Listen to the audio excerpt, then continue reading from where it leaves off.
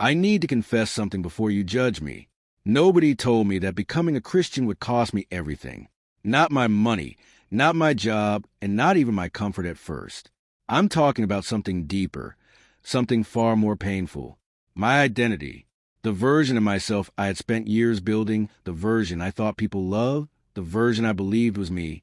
No one warned me that following God would slowly dismantle that person piece by piece until I barely recognized myself anymore. If someone had told me earlier, I don't know if I would have run away or run faster toward him. But now that I've lived it, I can't stay silent. Because what looks like peace on the outside can feel like a storm on the inside. And if you're thinking about giving your life to Christ, or you already have, you deserve to know the truth I wish someone had told me. The first thing I should have known is that the loneliness would hit harder than anything I had ever experienced. I thought I was gaining a family. I thought I would feel instantly connected, surrounded, supported. And yes, there were people.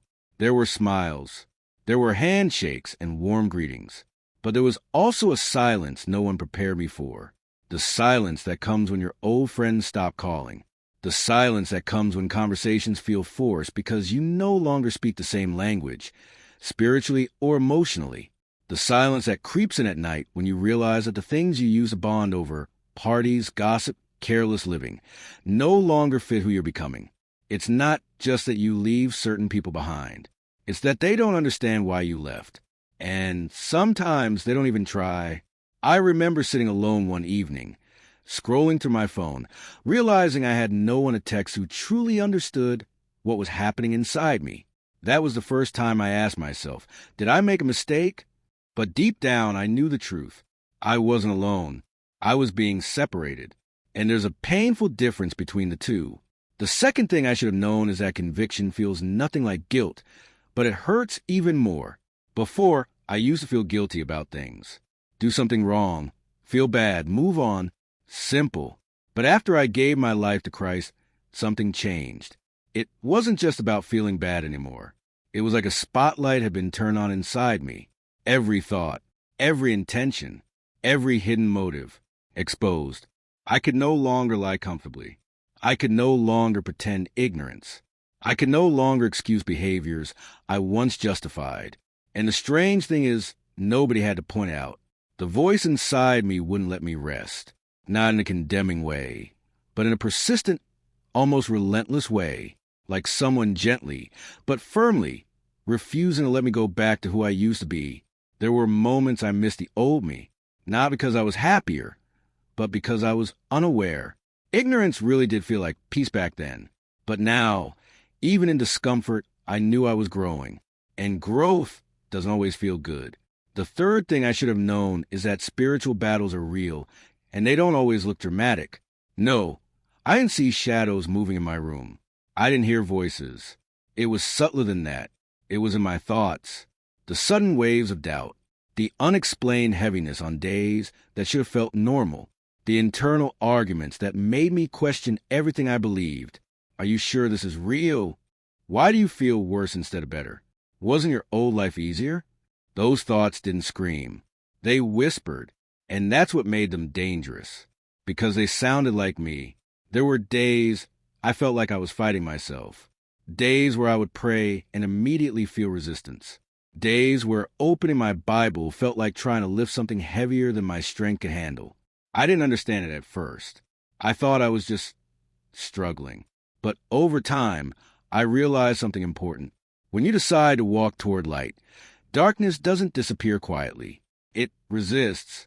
And sometimes that resistance feels like it's coming from within you. That realization changed everything. Because instead of believing every thought I had, I started questioning them. And that's when I began to win battles I didn't even know I was fighting.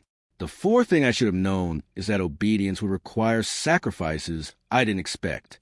I thought following God meant giving up obvious sins.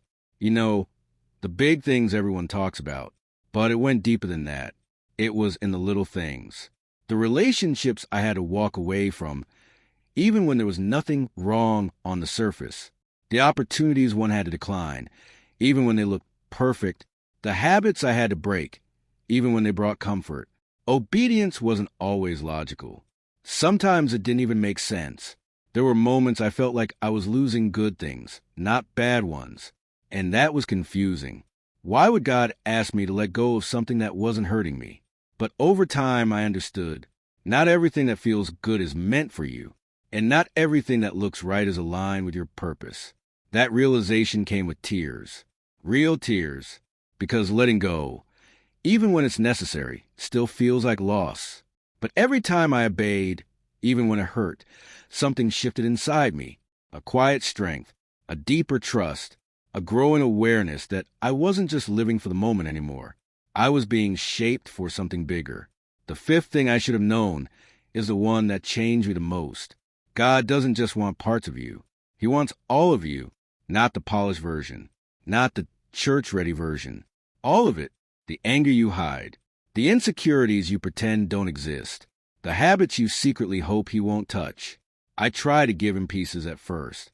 The parts one was comfortable surrendering, but it never felt complete, because deep down, I knew I was holding back. And God has a way of gently, but persistently, bringing those hidden areas to the surface, not to shame you, but to heal you. And healing is uncomfortable. It means confronting things you've avoided for years. It means admitting truths you didn't want to face. It means letting go of control in areas you've always managed on your own. I remember the moment it finally hit me. I was praying, asking God to bless my life, to guide me, to use me. And in the quiet, I felt something I can't fully explain. A simple but piercing realization. You're asking for transformation, but you're resisting surrender. That broke me. Because I realized I wanted the benefits of faith without the cost of it. And it doesn't work like that. Not real faith. Real faith changes you. It strips you. It rebuilds you. And sometimes it breaks you before it makes you whole. If I had known all of this before becoming a Christian, would I have done it differently? Honestly, I don't know. Because knowing the cost doesn't make it easier to pay. But I will say this.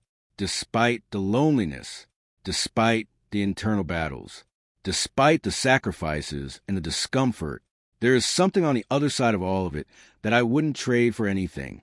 Peace that doesn't depend on circumstances.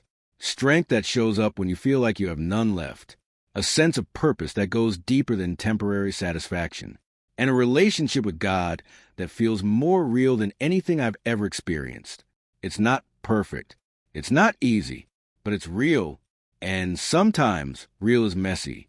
Sometimes it hurts. But it also heals. So if you're standing at the edge, wondering whether to take that step, or if you've already taken it and you're questioning everything, just know this. What you're feeling doesn't mean you're doing it wrong. It might mean you're finally doing it right.